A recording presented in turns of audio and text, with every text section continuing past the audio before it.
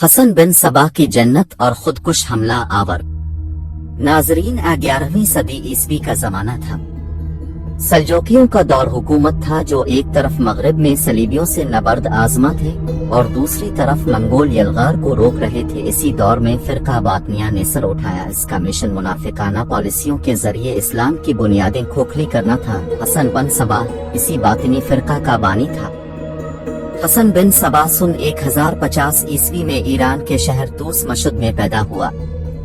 सना 1090 में हसन बिन सबा ने अलमौत नामी किले पर कब्जा कर लिया। बाद में कई दूसरे भी इसके कब्जे में आ गए थे। हसन बिन सबा ने एक जमात मुनज़्ज़म की जिसके अराकीन फिदाइन कहलाते थे और फिदाइयों की सरफरोशी और जांबाजी का ये आलम था कि वो हसन बिन सबा के हुक्म पर अपने सीने में भी छर्रा घोंप लेते, ऊंची इमारत से कूदकर अपनी जान तक दे देते थे।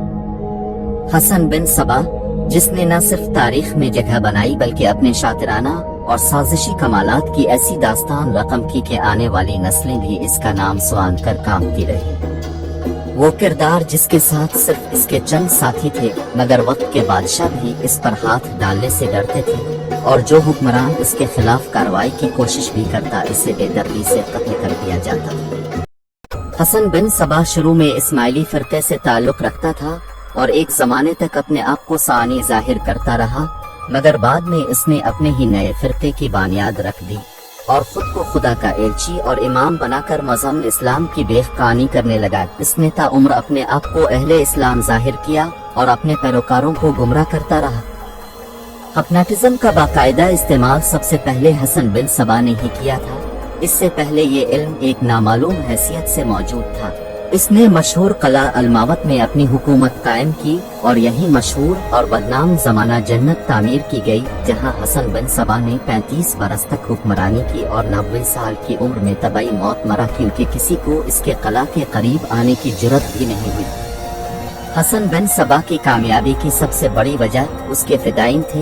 ये लोग अपनी जान पर खेलकर इसका हर हुक्म बजा लाते थे। मशहूर सैयाह मार्को पोलो जिसने इस इलाके का सफर किया लिखता है कि हसन बिन सबा ने निहायत खूबसूरत बाग लगाया, दूध, शहद और साफ पानी के चश्मे बनाए गए, जन्नती हूरों की मसल खूबसूरत और हुसैन लड़कियां दानिया भर से इकट्ठा करके यहाँ लाई गई जहाँ ये जन्नत बनाई गई। ईरान में अलमौत का मकाम है और ये जगह वैसे ही कुदरती हसन से मालामाल थी। सरसब्ज़ व शादाब मनाजिर किसी भी शख्स का दिल मोह लेने के लिए काफी थे।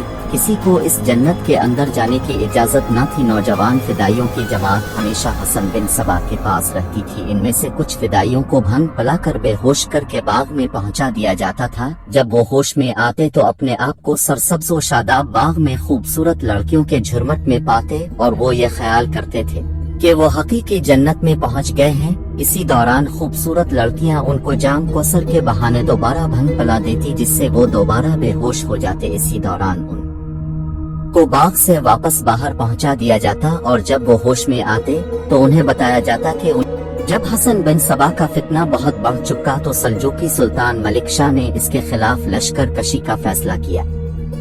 लश्कर कशी से पहले एक कासिद को ये पैगाम देकर भेजा गया कि हसन बिन सबा खुद को सल्तनत के हवाले कर दे और अपनी मनफी सरगर्मियां खत्म कर दे, वरना इसके कला पर चढ़ाई कर दी जाएगी। एलची ने यह पैगाम कला अलमावत में जाकर हसन बिन सबा को सुनाया। मैं किसी की इताअत कबूल नहीं करता, हसन बिन सबा ने कहा, और निजाम अल मालिक से कहना कि मैं तुम्हें मशवरा देता हूँ कि यहाँ का रुख मत करना वरना तुम्हारी फौज का अंजाम बहुत बारा होगा। एलची ये पैगाम लेकर जाने लगा तो हसन बिन सबा ने इसे रोक लिया। ठहरो, शायद तुम मेरी बातों का यकीन न करो, मैं तुम्हें कुछ दिखाना चाहता हूँ। इसके बाद हसन बिन सबा के हुक्म से कुछ फिदाइन कतार बनाकर वहाँ खड़े हो गए। इसने एक फिदाई को बाला कर खंजर पकड़ाया और कहा, आसी अपने सीने में अतार लो। इस फिदाई ने बुलंद आवाज में नारा लगाया, या शेख अल जबल तेरे नाम पर, और खंजर अपने दिल में अतार लिया। इसके बाद एक दूसरे फिदाई को बिलाकर हुक्म दिया कि बुलंदी पर जाकर छलांग लगा दो। वो खामोशी से गया और छत से छलांग लगा दी और अपनी जान से हाथ धो बैठा। अलिफासी ही एक फिदाई को पानी में डूबने को कहा गया और उसने बखुशी अपने आप को पानी की तानदो तेज लहरों के हवाले कर दिया। इस एलची ने जाकर ये तमाम वाकयात सुल्तान और निजाम अल मालिक को गोश गुजार कर दिए نظام المالک خواجہ حسن توسی یہ سن کر جذبہ ایمانی کے غصے سے لبریز ہو گئے اور سلطان کو فوراً لشکر کشی کا مشورہ دیا، جسے سلطان نے قبول کرتے ہوئے اپنے فوجوں کا رخ قلعہ الماوت کی طرف کر لیا۔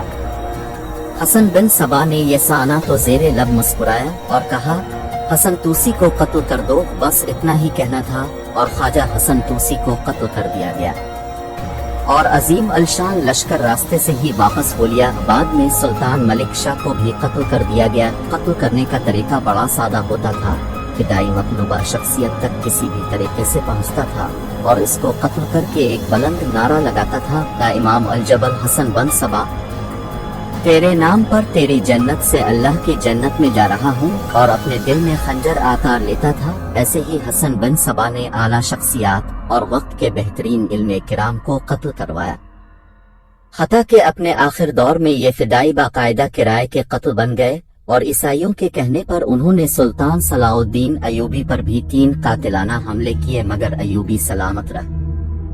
فدائے کھلے عام دن دہاڑے لوگوں کے سامنے اپنی وارداتیں انجام دیتے تھے۔ ان کا ہتھیار ایک زہر آلود خنجر ہوتا تھا۔ کبھی کبھار فدائین قتل کی بجائے دھمکی آمیز خط کسی کے سرہانے چھوڑ دیتے تھے، جس سے ان کا مقصد بغیر قتل کے بھی حاصل ہو جاتا۔ دہشت انگیزی کی یہ تحریک اتنی منظم تھی کہ قرب و جوار کے تمام بادشاہ فدائین کے نام سے تھر تھر کانپتے تھے۔ صلاح الدین ایوبی پر بھی قاتلانہ حملے ہوئے، جن سے وہ ہر بار بچ گیا۔ قتل کی ان وارداتوں سے بچنے کے لیے صلاح الدین ایوبی نے حسن بن صبا کی طرف دوستی کا ہاتھ بڑھایا۔ حسن بن صبا نے ایک طویل عمر پائی اور الموت میں ہی اس کی موت واقع ہوئی۔ اس کی موت کے بعد کیا بزرگ اس کا جانشین بنا، جو اس کا بیٹا بتایا جاتا ہے۔ کہا جاتا ہے کہ چنگیز خان کے پوتے منگول بادشاہ منگو خان پر حملہ کرنے کے لیے بھی ایک فدائی روانہ کیا گیا، جو بدقسمتی سے پکڑا گیا۔ منگو خان کو بہت غصہ آیا اور اس نے حسن بن صبا کو سزا دینے کے لیے اپنے چھوٹے بھائی ہلاکو خان کو روانہ کیا۔ ہلاکو خان نے ہمیشہ سے ناقابل تسخیر سمجھے جانے والے قلعہ الموت کی اینٹ سے اینٹ بجا دی۔ حسن بن صبا کے جانشین اور اخری شیخ الجبال رکن الدین خور کو گرفتار کر لیا گیا اور 80 اس کے تمام بچوں اور ہزاروں فدائیوں سمیت بڑی بے رحمی سے قتل کر دیا۔ مرد تو مرد، ہلاکو خان نے عورتوں کو بھی نہیں بخشا۔ حسن بن صبا کی جنود کی حوریں بھی قتل اسماعیلی فرقے پر امن رضوی کی تیار کر لی۔ آج کل وہ شمالی شام، ایران، عمان، پاکستان اور بھارت میں پائے جاتے ہیں۔ ان کے مذہبی امام کو آغا خان کہا جاتا ہے، اسی نسبت سے ان لوگوں کو آغا خانی کے نام سے بھی جانا جاتا ہے۔ اس طرح کی مزید ویڈیوز دیکھنے کے لیے ہمارے چینل کو لائک، سبسکرائب اور شیئر کریں۔